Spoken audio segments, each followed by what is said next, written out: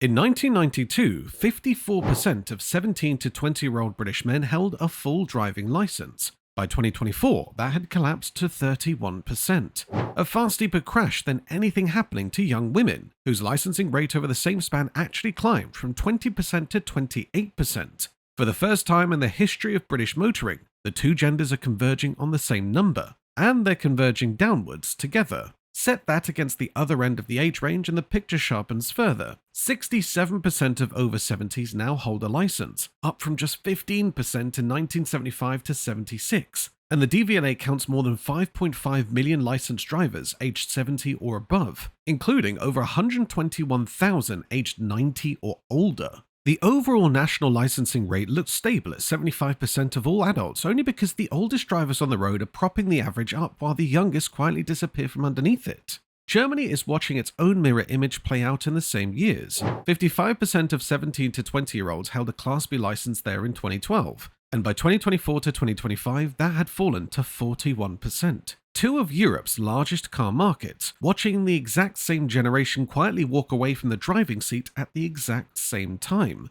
This channel went through the DFT, DVSA and KBA figures, the actual insurance actuarial data, and the legislation already putting hands off driving into Britain's best-selling car this spring, to work out how much of this collapse is genuine choice and how much of it is simply the door being quietly shut from the outside. Subscribe if you want the next one of these before it's flattened into a lazy headline about phone addiction instead of the actual numbers behind it. Start with the wall of cost, because it's the first barrier a learner actually meets and the one built almost entirely on money rather than attitude or generational laziness. The DVSA recommends 40 to 50 hours of professional tuition to reach test standard, and at a 2026 national average of £35 to £40 an hour. Instruction alone runs £1,575 to £1,800. Add the provisional license, the theory test, the practical test fee and short-term learner insurance for private practice, and the total lands comfortably between £2,400 and £2,800. And that figure only holds assuming a first-time pass rather than the multiple attempts most learners actually need. The national first-time pass rate sits around 48%, so more than half of all learners are funding a second attempt and extra remedial lessons on top, pushing the real figure well past £3,000 for most families before they've actually secured a license at all. Clear all of that and the insurance industry is waiting with numbers that would look punitive if they weren't actually defensible. The overall average premium for a 17 to 24-year-old sits at around £1,098, but a 17-year-old specifically faces £2,051 to £2,877, climbing past £3,108 in London. The justification isn't invented. 17 to 24-year-olds make up just 7% of full license holders but account for 24% of all fatal collisions, and 17 to 19-year-olds specifically are involved in 9% of fatal or serious collisions despite being only 1.5% of drivers on the road. Just over a quarter of 18 to 24-year-olds have a crash in their first year behind the wheel. A figure insurers quote back to every applicant as justification, whether or not it feels fair to the individual sitting across the desk from a broker.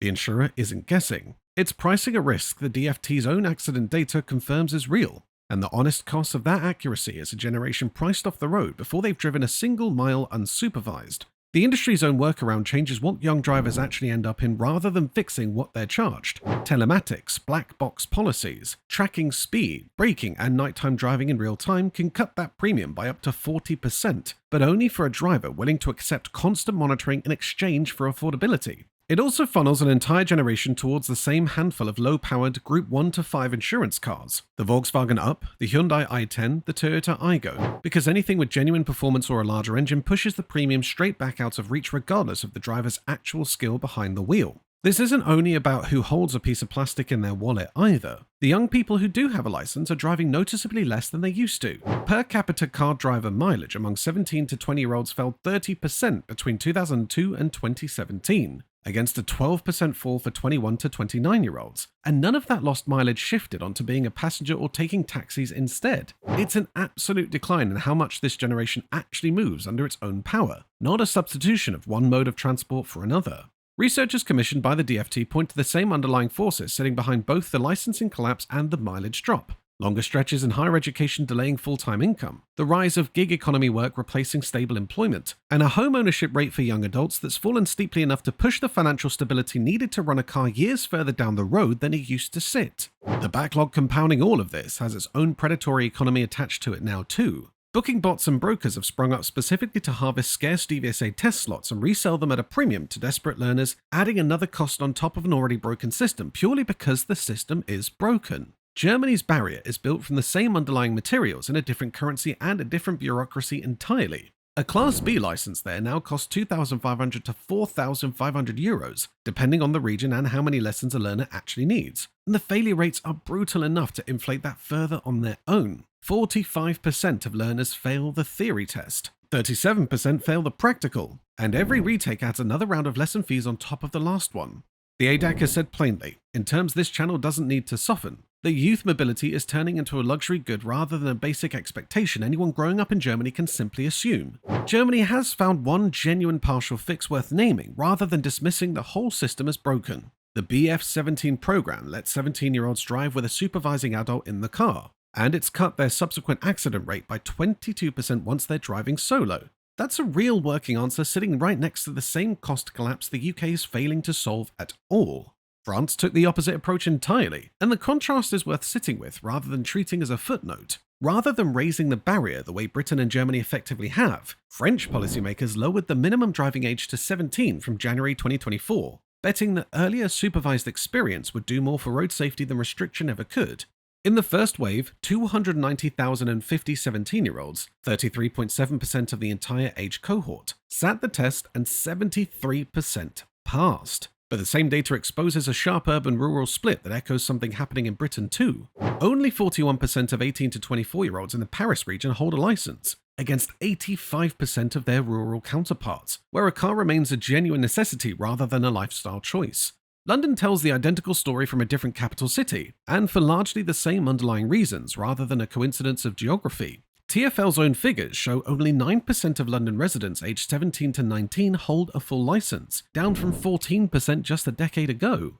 In a city where parking constraints and low emission zone charges make ownership actively hostile rather than merely unnecessary, on top of a public transport network that already covers most journeys a young Londoner would otherwise need a car for.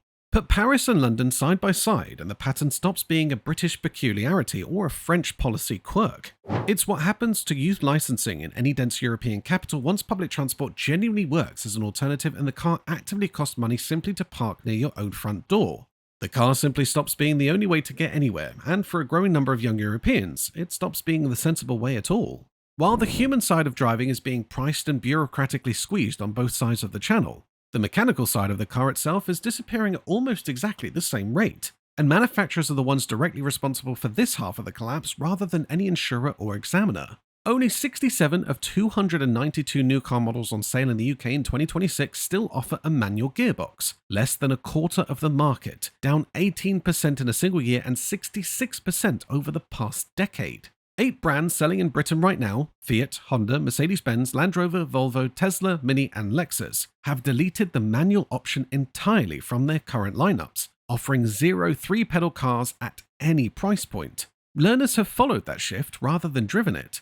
Automatic tests made up just 6.1% of all UK practical tests in 2012 and 2013. By 2024 and 2025, that had climbed to 26%. With industry projections putting it at 32% by 2026/2027. Here's the detail that should genuinely surprise anyone who assumes automatic is simply the easier route. The pass rate for automatic tests is consistently lower than manual, 42.8% against 47.9% in 2023 and 2024. A test that removes the risk of stalling and the coordination of clutch control still produces worse results, which suggests a meaningful share of automatic learners aren't choosing the gearbox out of confidence. They're switching to it after struggling with the manual one, and the test simply confirms the struggle followed them regardless of which pedal was removed. The second-order consequence lands hardest in the used market rather than the new one. An automatic-only license is a genuine legal barrier, not a preference. Its holder cannot lawfully drive a manual car at all without retaking the full practical test from scratch, which locks an entire growing tier of new drivers out of the cheaper, older manual gearbox fleet that still makes up the bulk of Britain's affordable used stock. The generation being priced out of learning to drive at all is simultaneously being funneled towards the one license category that shrinks its own future choice of car the moment it passes. While all of that squeezes the driver out from below, the legal groundwork for removing the driver entirely has already been laid from above, and it's arriving faster than most people realize because it isn't confined to a taxi pilot scheme somewhere out of sight.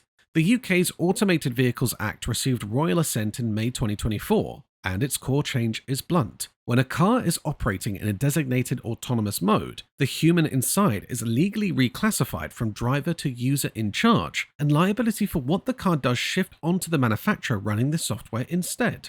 Spring 2026 marks the start of the automated passenger services pilots, putting genuinely driverless taxi and bus services, level 4, no human safety driver present at all, onto public roads in England, Scotland and Wales for the very first time in British history. But the detail that should actually land with an ordinary buyer, rather than a taxi commuter in a handful of pilot cities, is what's happening in the mainstream showroom at the exact same time. Ford is expanding BlueCruise, its hands-off, eyes-on motorway system. From the niche Mustang Mach-E onto the Puma, Puma Gen E, Kuga and Ranger plug-in hybrid this spring, and the Puma is routinely one of Britain's best-selling cars outright. This isn't a novelty fitted onto a halo model, it's legally approved for hands-off driving across 95% of the UK motorway network. On the car a huge number of ordinary British families are actually going to buy. Tesla is pushing its own full self-driving supervised software through the same regulatory door at the same time, and is widely expected to clear the new DCAS framework's Phase 3 approval in early to mid-2026, unlocking automated roundabout and city street driving under supervision on British roads for the first time. None of this is a distant thought experiment anymore. It's landing in showrooms this year, on the same timeline as the licensing collapse, on the same roads today's learners are already struggling to afford a test slot for. The philosophical shift underneath the legal one is worth naming plainly rather than skipping past as a technicality. The Act doesn't just move who pays out after a crash, it moves the entire concept of driving from something a person does to something a system supervises, with a human sitting inside purely as a legally defined backstop rather than the party actually in control from one moment to the next. The cultural data shows how far the emotional relationship with the car has already shifted alongside all of this, and the numbers behind the sentiment are worth having on hand. There are an estimated 4.67 million license holders aged 29 or under in the UK today, yet 17 to 20-year-olds now account for barely 2% of the entire driving license population. A demographic that used to anchor the bottom of the pyramid has become a rounding error at its base. The UK's average car age has stretched to a record 9.6 to 10 years, up a third over the past decade, as buyers hold on to what they've got rather than replace it. 90% of 17 to 24-year-olds still say owning a car matters to them, but the Turo Car Ownership Index shows that sentiment is driven by frustration with unreliable trains and strikes rather than any romance about the open road. 65% cite potholes and poor infrastructure as their main concern, and over a third have faced an unexpected repair bill above £400 in the past year, pushing 26% of millennials to deliberately delay or avoid necessary repairs purely on cost grounds. Only 14% of drivers now say they use their car primarily for leisure, down from a share that would have looked unrecognizable to this channel's own audience at the same age. For a huge share of the generation that still wants a license, the car has stopped being a symbol of freedom and become simply another bill they're anxious about, sitting alongside rent, energy costs, and everything else competing for the same stretched paycheck. Not every part of the regulatory response has landed the same way even within one country, and Northern Ireland's graduated driving licence scheme, launching this October, shows exactly how far a government is now willing to go once it decides the risk is worth restricting rather than pricing out through the market instead. Described as the most significant reform to driver licensing there in 70 years, it mandates a 6-month minimum learning period before a test can be even booked, extends the probationary R-plate period to 24 months, and bans drivers under 24 from carrying more than one passenger aged 14 to 20 between 11 p.m. and 6 a.m. Westminster looked at the identical evidence and ruled out anything like it for the rest of Great Britain, citing concern about restricting young people's access to work and education instead of accepting the same trade-off Belfast just made. Two governments inside one United Kingdom, looking at the same accident data, arriving at completely opposite conclusions about how much freedom a new driver has actually earned by the time they pass their test. When we covered what mechanics say you should never do to a DSG gearbox, a good number of the comments underneath weren't really about clutch technique at all. They were older drivers saying nobody under 30 they personally knew had ever driven a manual in their life, and wondering out loud whether the skill was already extinct in everything but name across an entire generation. This is that instinct with the full data behind it rather than a feeling shared in the comments section.